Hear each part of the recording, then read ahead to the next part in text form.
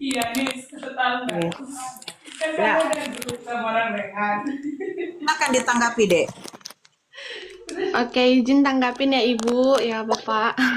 Kristen mana? Dari Kristen mana? Oke, jelas nggak suaranya Bu? Jelas, tapi ada kresek-kresek itu apa ya? Oh, mungkin karena Pakai HP-nya dipegang kali ya. iya, ada kayak suatu meja nggak biar diletak HP-nya biar enak kita, biar nggak goyang-goyang. Oke, bentar ya. Di mana tripodku? Ini langsung ini kan Tripod mana? ketik Bukan yang itu. kan. Iya.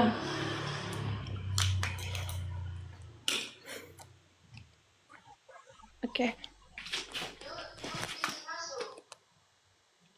Dari Kristen mana, Dek? Katolika, Protestan kah?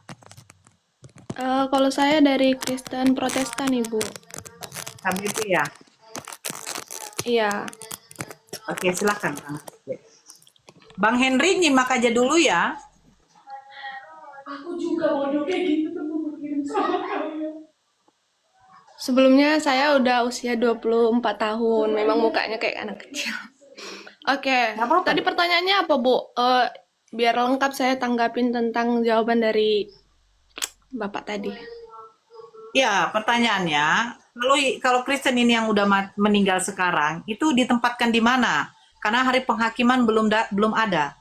Kalau kami di alam barzah, di mana dikatakan alam penantian. Nah, ketika nanti manusia dimatikan, baru dibangkitkan lagi, baru di situ akan ada yang namanya penghakiman. Baru ditempatkan apakah kamu di surga atau neraka. Nah, Kristen ini ditempatkan di mana, Dek? Nama tempatnya? Kalau kan karena belum ada yang masuk surga dengan neraka sebelum ada penghakiman. Iya, benar. Nah, jadi di mana ditempatkan? Kalau menurut ajaran kami, Bu, orang yang sudah meninggal itu meninggalkan tubuhnya di bumi. Nah, kan kita punya tiga, punya tubuh, punya jiwa, punya roh. Nah, setelah tubuh kita mati, tubuh kita, kedagingan kita itu tinggal di bawah tanah. Setelah itu roh kita itu diangkat. Diangkat ini dia menunggu penghakiman berikutnya.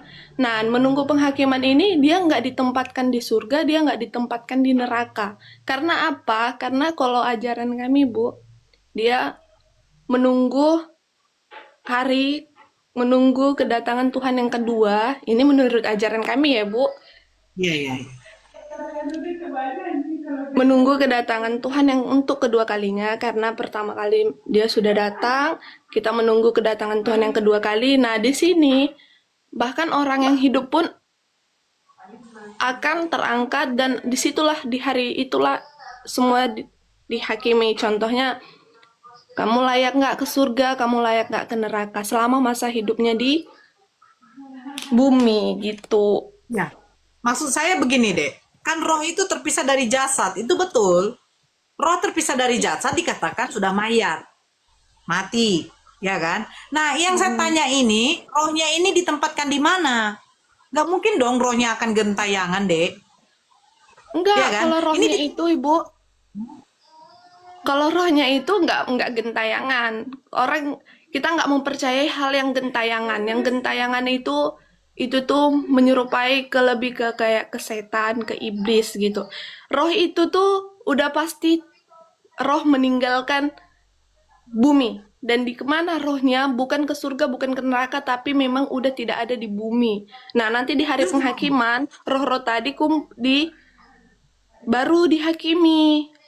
Karena kita ke surga itu bukan bentuk tubuh, dihakimi tapi rohnya bentuk apa? roh. Aduh, Apa, Bu? Dek, kan nanti ada hari kebangkitan. Hari kebangkitan kan yang dibangkitkan bukan roh, tetapi jasad. Enggak. Siapa bilang yang dibangkitkan jasad, Bu? Yang dibangkitkan itu rohnya. Karena di Ini roh surga, mati kalau di dong. ajaran... Apa, Enggak, Bu? sebentar dulu, Dek. Kalau kamu mengatakan yang dibangkitkan itu roh, berarti rohnya mati dong. Bukan. Kan yang diangkat ke surga itu roh, bukan dibangkitkan. Dek, pahami ya, Dek ya. Apa Roh itu katanya? enggak... Yesus akan menghakimi orang yang hidup dan orang yang mati. Dan akan ada hari kebangkitan, Dek. Yang dibangkitkan ini pasti yang udah mati. Yang mati ini adalah jasad, Dek, bukan roh. Memang iya Ibu, Yesus akan Nah, menghakimi orang yang hidup dan yang mati. Maksudnya orang yang mati udah pasti punya roh dan roh itu hidup, itu satu. Dan nah, orang yang yang dibangkitkan hidup, ini apa? Yang dibangkitkan ini apa? orang yang mati dan yang hidup akan di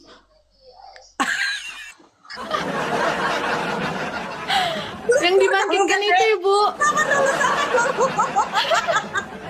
Sabar dulu Iya, deh, saya sabar sudah kita pelan-pelan. bingung. Kenapa kita bingung lah? Heeh. Karena yang Ibu, dibangkitkan itu adalah jasadnya, sama seperti Yesus. Yesus kan bangkit.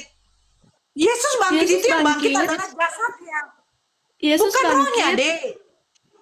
Bukan Ibu, makanya pada saat Yesus bangkit itu orang nggak bisa, orang pada saat dia bangkit dia menunjukkan dirinya ke murid-muridnya. Murid-muridnya itu udah nggak bisa nyentuh dia karena dia udah berbentuk roh. Ya Dek, Bu, yang nyentuh dia si Thomas, Dek. Thomas hanya melihat Bu, lihatlah kata Tuhan, Thomas lihatlah tanganku menyentuhkan. yang Masukkan tanganmu ke lubang ini. Adik nggak baca Bibelnya? bacalah. Thomas itu kaget karena dikiranya itu adalah hantu. Thomas, Ah, makanya dikatakan sama Thomas. Thomas, karena percayalah karena kamu itu walaupun Ibu. tidak melihat. Sabar dulu deh, adek. Adek ini sabar dulu, sabar. Adek ini nggak baca Bibel loh. Baca Bu, ada malah. Thomas sampai menyentuhkan tangannya, disuruh sama Yesus masukkan tanganmu ke dalam, masukkan jarimu ke dalam lubang tanganku. Yesus itu bangkit dengan tubuh kemuliaan, Dek.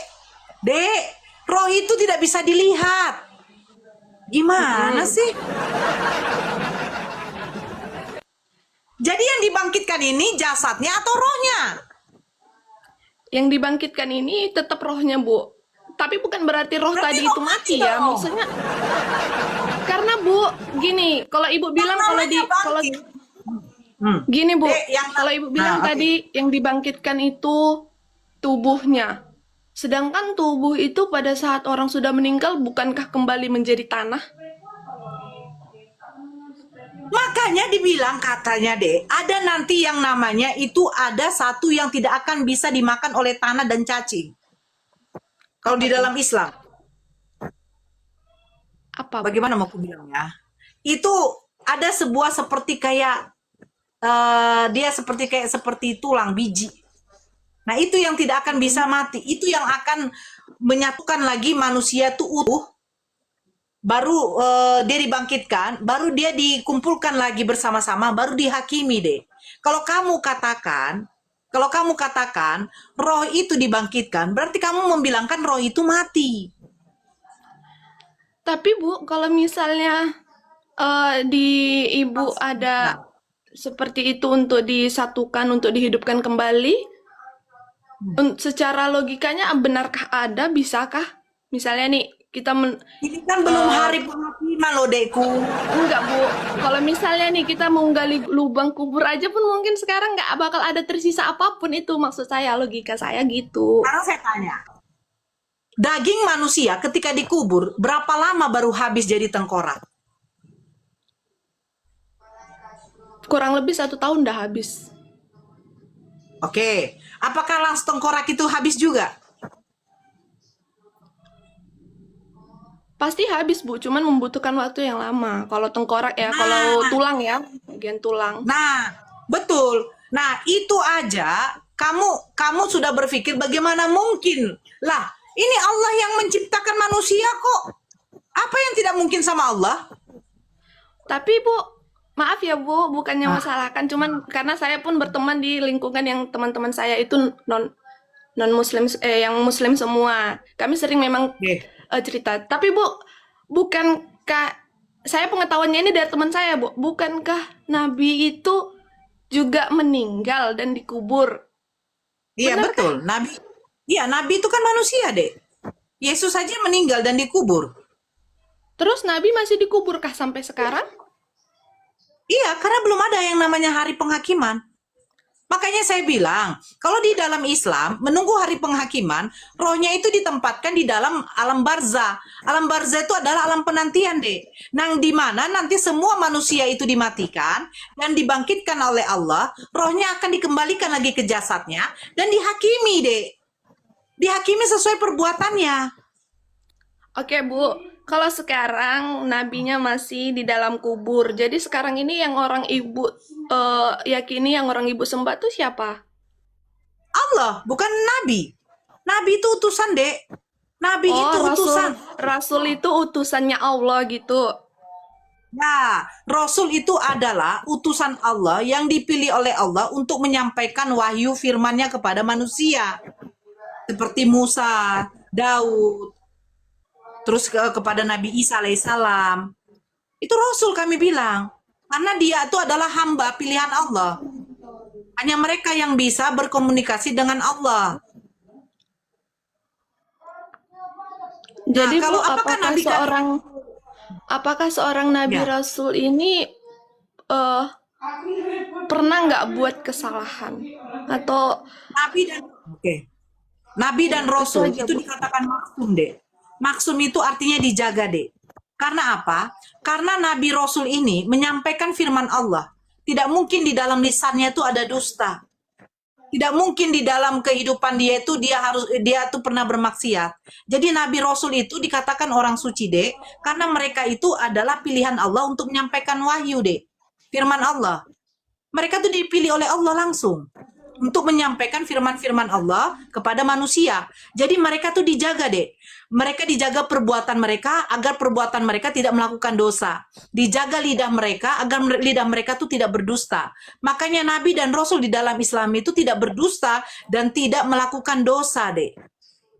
Nah, ketika Ini, mereka Bu. melakukan suatu kesalahan, sebentar, Dek, sedikit. Ketika mereka melakukan suatu kesalahan, siapa yang menegur mereka? Yang menegur mereka itu bukan manusia, Dek, tetapi Allah langsung. Allah langsung yang menegur mereka.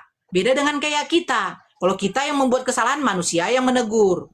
Nah, ini Allah langsung yang menegur mereka. Nah, kesalahan yang mereka perbuat itu bukan berarti adalah sebuah dosa. Kenapa mereka juga melakukan kesalahan? Agar manusia tahu. Manusia tahu bahwa Nabi dan Rasul ini bukan Tuhan. Yang tidak mungkin tidak bersalah. Nabi dan Rasul ini pasti juga ada yang berbuat namanya salah. Ada yang berbuat namanya lupa. Itu manusiawi, Dek. Tetapi apakah mereka membuat suatu dosa yang fatal? Tidak. Mereka dijaga. Tapi kalau kesalahan yang tidak menjadikan dosa, itu mereka lakukan. Kenapa? Biar mereka itu dinilai sama orang-orang, mereka itu adalah manusia biasa. Yang dimana manusia biasa juga melakukan kesalahan. Begitu. Silakan, Dek. Oke, menanggapi ya, Ibu. Oke, silakan. Kalau misalnya menurut Ibu Nabi Rasulullah itu dan itu adalah utusannya Allah. Nah, kalaupun mereka melakukan kesalahan karena manusia, mungkin yang nggak fatal-fatal kali. Kenapa saya pernah mendengar ya Ibu, saya pernah mendengar Nabi Rasulullah pernah hampir bunuh diri. Itu kan udah termaksud kesalahan yang fatal, Ibu. Bunuh dirinya memang dia nggak bilang langsung bunuh diri, tapi dia pernah saya dengar ya Bu, makanya saya nanti terus berpikiran begini kalau nggak diluruskan begitu. Katanya dia pernah mau lompat dari gunung, nggak tahu karena apa, karena sedih gitu. Itu kan termaksud ingin bunuh diri. Gimana, Bu? Benarkah itu atau tidak? Begini, Dek. Jujur ya, saya baru dengar itu. Saya baru dengar. Di mana itu tertulis? Aduh, HP saya cuma satu.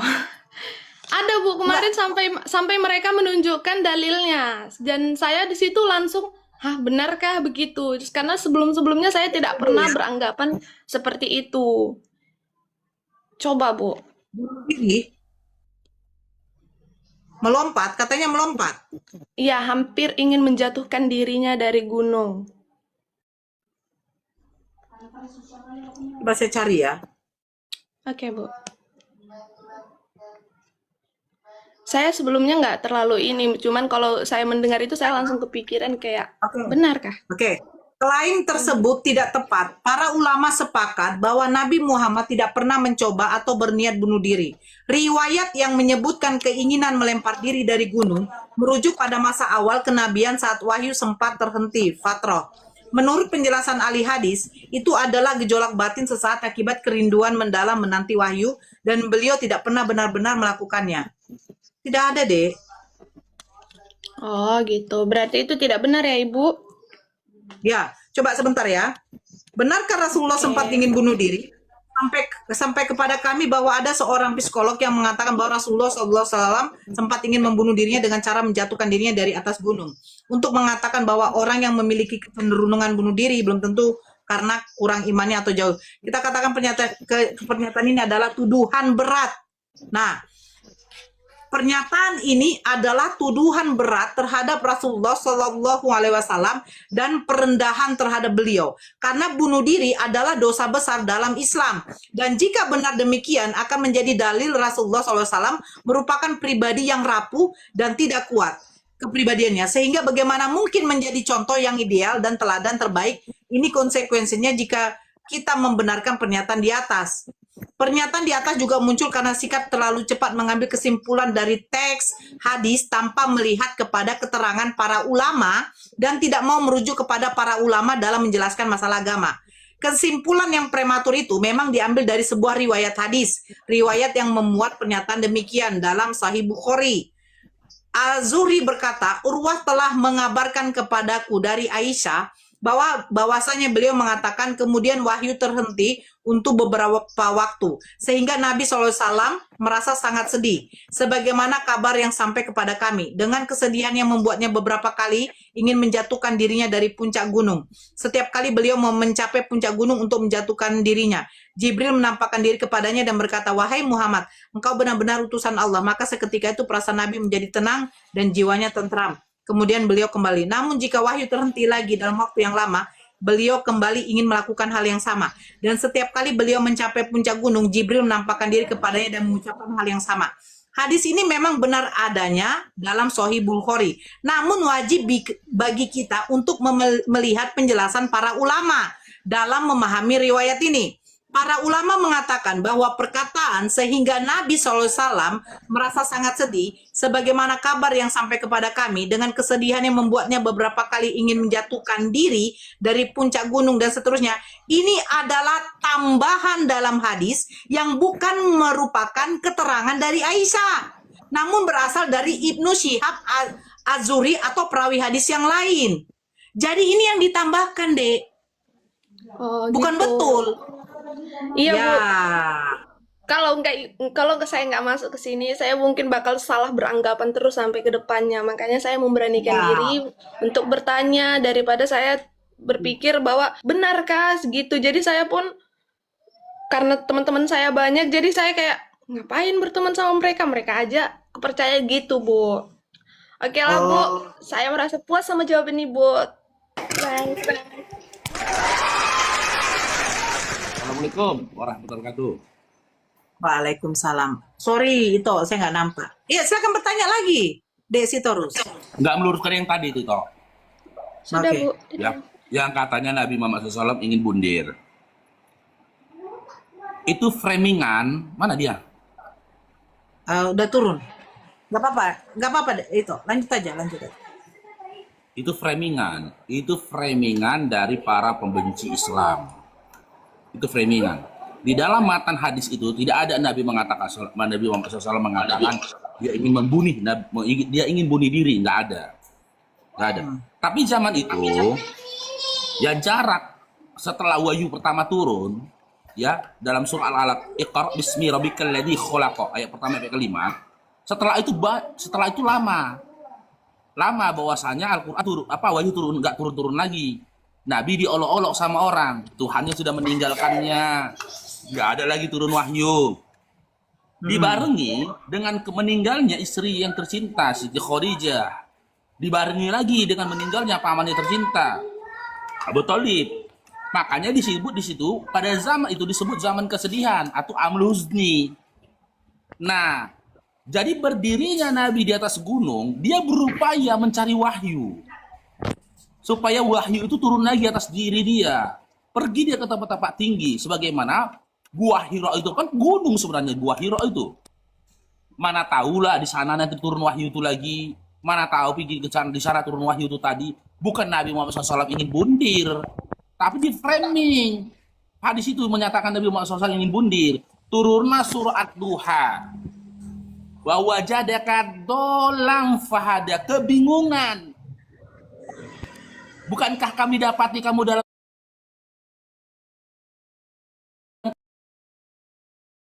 kalimat wawajadaka dolan fahada saja di framing sama Oten, disamakannya dengan makna dolan apa dolin dalam surah Al-Fatihah, sesat, nggak bisa disamakan. Itulah dia asbabun nuzul dari surah Ad-Duha itu tadi. Nabi bingung, ini wahyu kenapa nggak turun-turun lagi nih, ini ada apa ini? Turunlah ya surah Ad-Duha sekalian menjadi penyenang, pembahagia, kan gitu, jawaban dari semua keresahan dan juga kesedihan Nabi Muhammad SAW. Tapi di framing sama pembenci. Karena memang begitulah Islam itu dihadapi.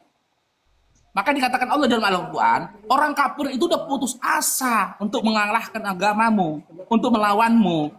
Maka mereka berupaya menghadirkan fitnahan yang seperti itu, gitu loh. Lanjut itu.